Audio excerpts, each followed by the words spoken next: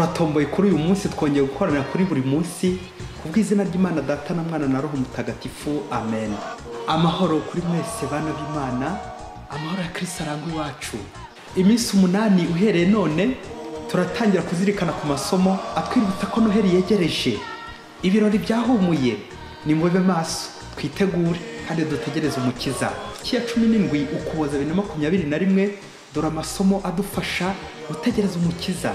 Isomo rya mbere ryo mu gitabo cy'umuhanuzi Izayi, umutwe 49, umurongo wa 2 n'umurongo wa 8 kugeza ku wa 10.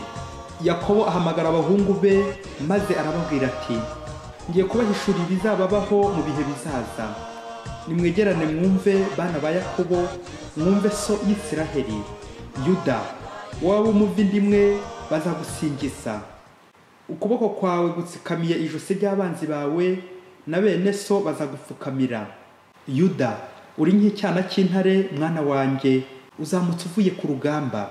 Yaciye bugufa wunda nk'intare, kandi nk'intare y'ingore ninde wamutsimbura? Inkoni y'ubwami ntizatirimuka mwa Yuda, n'inkoni y'ubutware ntizajya kure y'ibirenge bye, kugeza igihe uwugenewe azazira, uwo amahanga azayoboka. Iryo ni ijambo ry'Imana. Zaburi 172, ubutabera buzasagamba n'amahoro asesure. Mana umwami umwegura ubucamanza bwawe, uwo mwana w'umwami umutoza ubutabera bwawe. Acira umuryango wawe imanza ziboneye, kandi arengere n'ingorwa zawe. Imisozi nikwize rubanda amahoro, n'imirenge ibazanira ubutabera. Azarenganura rubanda rugufi, arokora abatindahare, kandi ari bato bakandamizaga. Mu gihe cy'ubutabera buzasagamba n'amahoro asesure mu mezi atabarika. Azategeka kuva ku nyanja kugera ku yindi, avane ku ruzi ageze ku mipaka y'isi. Izina rye rizavuga ubuziraherezo, ubwamamare bwe bumara igihe nk'izuba. Imiryango yose y'isi izamuherwemo umugisha, amahanga yose amwite umunyahirwe. Ubutabera buzasagamba n'amahoro asesure. Nyagasani Yezu nabane namwe. Amagambo mu Ivanjili ntagatifu uko yanditswe na Matayo, umutwe wa 1 umurongo wa 1 kugeza ku wa 17. Dore igitabo cy'amasekuruza Yezu Kristo, umwana wa Dawudi mwene Aburahamu.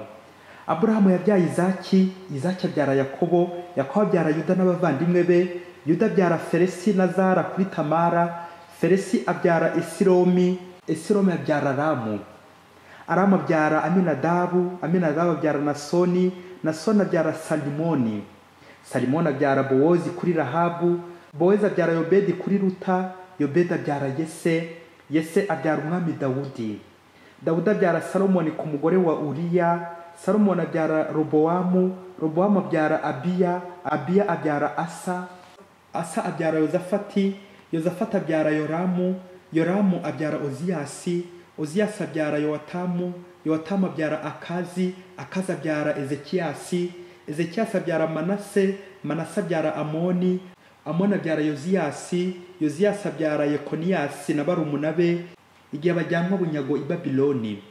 Ijyanwa bunyago ry'i Babiloni rirangiye, Yekoniyasi abyara Saratiyeli, Saratiyeli abyara Zorubabeli, Zorubabeli abyara Abiyudi, Abiyudi abyara Eliyakimu, Eliyakimu abyara Azori, Azori abyara Sadoki, Sadoki abyara Akimu, Akimu abyara Eliyudi, Eliyudi abyara Eliyezari, Eliyezari abyara Matani, Matani abyara Yakobo, Yakobo abyara Yosefu umugabo wa Mariya, ari we wabyaye Yezu witwa Kristo. Ibisokuruza byose hamwe rero ni ibi: kuva kuri Aburahamu kugeza kuri Dawudi ni ibisokuruza 14, kuva kuri Dawudi kugera ku ijyanwa bunyago ry'i Babiloni ni ibisokuruza 14, kuva ku ijyanwa bunyago ry'i Babiloni kugeza kuri Kristo ni ibisokuruza 14. Iyo ni Ivanjili ntagatifu. Ibisokuruza 14. Umukiza azakomoka mu nzu ya Dawudi. Dawudi, bakristo bavandimwe nimukomere. Ibirori bya Noheli byahumuye. Uyu munsi turazirikana ku amateka gucungurwa kwa muntu. Turazirikana rero uruhare mu mukiro wacu. Nakora iki ngo nkire kandi nkiza abandi? Muri amasomo tujye kuzirikana ku ngingo y'amateka igira iti: soma amateka yawe, sengana n'amateka yawe, subira mu mateka yawe, urebe ukuntu Imana yakunyuzemo igukiza, aho yanyuze igukiza, aho yakoresheje igukiza. Mu birori bikomeye nko tusanzwe tubimenyereye, bari nko kwimika nk'umuyobozi ukomeye, babanza kuvuga incamake y'ubuzima bwe. mu kilatini byitwa curriculum vitae, mu mpinamagambo ngo CV, c'est la course de vie, ya nzira y'ubuzima. Imyiteguro rero no hirarimbanyije, tugiye kwakira umuntu ukomeye cyane urenze abakomeye bose babayeho kuri iyi si, yewe n'abazabaho. Kiliziya rero umubyeyi wacu yaduteguriye amasomo adufasha kuzirikana ku nkomoko ya Yezu Kristo, amateka gucungurwa kwacu. Isomo rya mbere twumvise ryo mu gitabo cy'Intangiriro, twumvise ko inkoni y'ubwami, inkoni y'ubutware izaba iri mu muryango wa Yuda.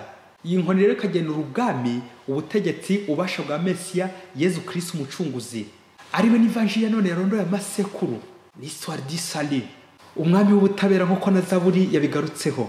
Kubwirwa amateka cyangwa inkomoko ya Kristo uhereye ku bakurambere bacu Aburahamu, Izaki na Yakobo, ugatamuka ku mwami w'ikirangirire Dawudi, ukagera kuri Kristo umwami w'ukuri. Ni ukugira ngo tumenye neza incamake y'amateka yo gucungurwa kwa muntu, ni ukugira ngo Imana itwereke uburyo bwose yujuje umugambi wo gucungura abantu, uburyo yujuje amasezerano yari yagereye Aburahamu, uwo twahereyeho nyine Aburahamu, no kugira ngo yuze yandahiro yarahiriye Dawudi ati nzitoranyiza umwe mu bahungu bawe uzagusimbura, bityo kugira ngo natwe ntituzatungurwe, tutazikanga Yezu tumwitiranye n'ikimanuka cyangwa ikivejuru, kuko nyine Yezu Kristo afite akomoka, afite inkomoko kandi izwi, afite umuryango mugari avukamo nk'uko twabizirikanye, wari warataguye kuva kera kose na kare. Ni ya mazina atatu y'umuryango w'Imana Yezu Kristo avukamo: Abayahudi, Abayisiraheli, Abahebureyi. Igitangaje kuri urutonde tumaze kumva, harimo ibyiciro nka bibiri. Harimo intungane nka Yosefu na Bikira Mariya, ku rundi ruhande harimo n'abanyabyaha benshi nka ba Dawudi wakoze icyaha cy'ubusambanyi n'ubwicanyi, Salomoni wabotse ibigirwamana, Ihabara Rahabu, n'abandi bahemu benshi twagiye twumva mu byanditswe bitagatifu. Ariko nubwo abahemu bahari, ntabwo Imana yisubiyeho ngo igushije ishyano birarangiye, ngo umushinga urapfubye wo gucungura abantu, kubera ko harimo abari kwitenguha, abanyamafuti. Ibi bigatwibutsa za mpuhwe z'Imana zisesa urubanza, Imana imenya n'abatagira kirengera. Nizo mpuhwe zatumye natwe Imana itwohereza umucunguzi mu muryango wa Isiraheli. Kuduha amasekuruza nk'uku nguku ni ugutwereka uburyo kwigira umuntu kwa jambo byaciye mu nzira nyinshi kandi zinagoranye, byarateguwe ku buryo bukomeye, ukuntu uyu mugambi nanjye kuvuga uvunnye Imana, umugambi wo gucungura abantu, bityo kugira ngo Imana itugereho ikaba yanyuze inzira ndende. Kumvise ibikorwa bikomeye Imana yakoze, yanyuze ku ntungane, ijyana no kwitabaza abanyabyaha, yanyuze mu nzira zigoye, inzira z'ubucakara bwa Misiri, ijyanwa bunyago i Babiloni n'ahandi henshi, mu mateka menshi amabi n'ameza. Icyo nicyo bita l'art de travailler dur, umushinga cyangwa umurimo wo gukora cyane nta gucika intege, ngo kubera ko ari abakuvangiye ngo ugiye guhita ucika intege, uhita uhagarika ibyo wari ugiyemo. Nk'uko Imana yakoze cyane kugira ngo idukore, yaciye mu nzira z'amacenga ngo iducungure. Rero natwe abatuye isi duhamagare gukora cyane, duhamagare kwiyuha kuya, kugira ngo twuze neza umugambi w'Imana, twinjire natwe muri uwo mugambi wo gucungura abantu, kuko Imana ntirahagarika umugambi wo kuducungura, kudukiza. Gukiza biracyakomeje.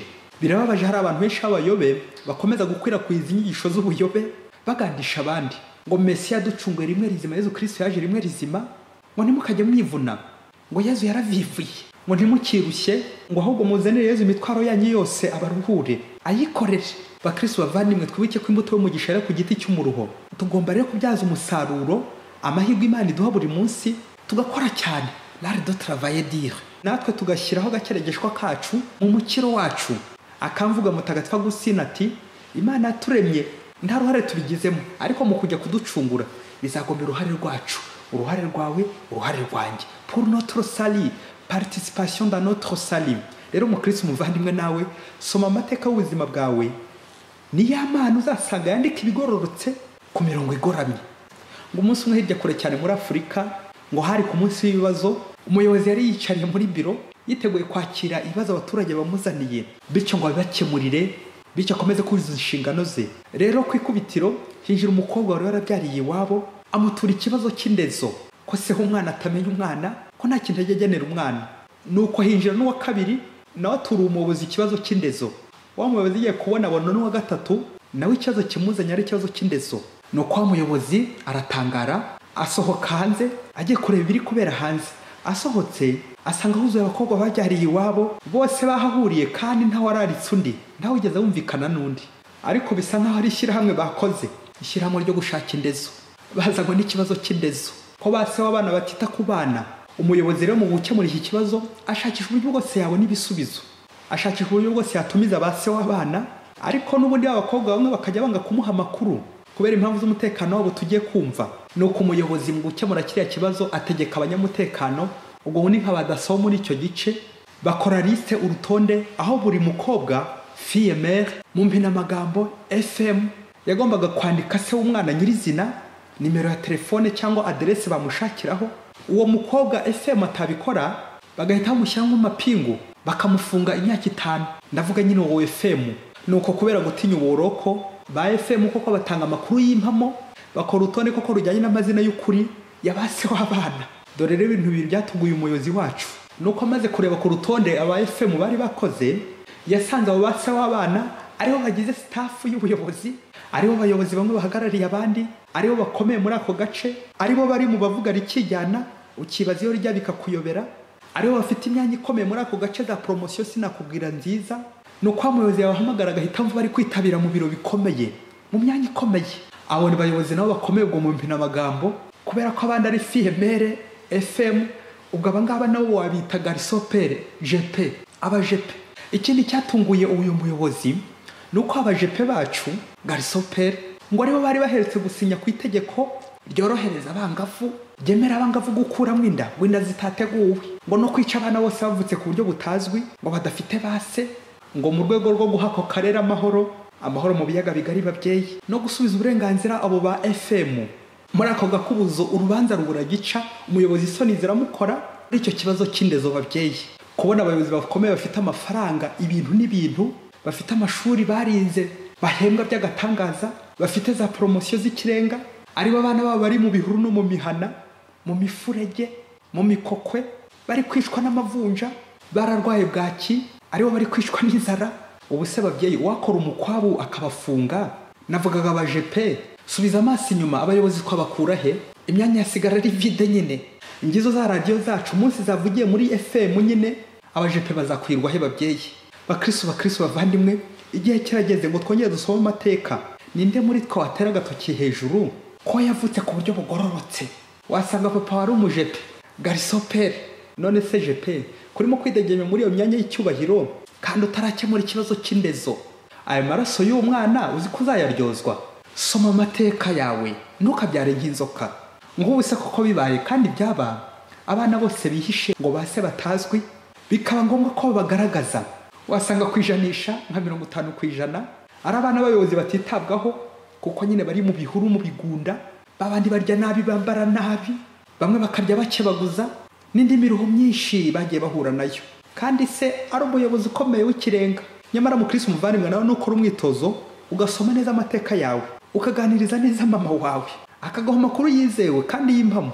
Uramutse udacishije make ngo ugororokere Imana, uzamura amaboko ushimira Imana, usingiza Imana, icyo gihe wawe ndashima.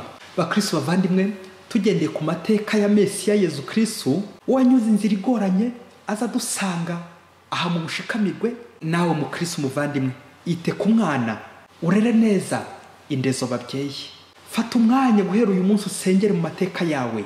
Birumvikana hari aho uzagera ukarira, ariko hano ugaseka ukishima, ahandi ndetse ukibaza icyo uri cyo. Ibyo byose, ibyo bibazo byose bigufasha kwitegura Mesiya no kumenya ko Imana igufiteho umugambi mwiza wo kugukiza ndetse no gukiza abandi. Imana ikakunyuraho kugira ngo ikize abandi malgré tes défauts, nubwo waba uri umunyabyaha, umunyantege nke, ngo kuko Imana nawe ikenera uruhare rwawe kugira ngo ukize kandi ikize n'abandi. Rero biransaba nanjye gukora cyane kandi neza. Utube hafi buri munsi Nyagasani, twebwe abanyantege nke. Amen. Mwese Imana ibahe umugisha. Imana Data na Mwana na Roho Mutagatifu. Amen. Padiri Masumbuko Ladislas wa Diocese ya Cyangugu.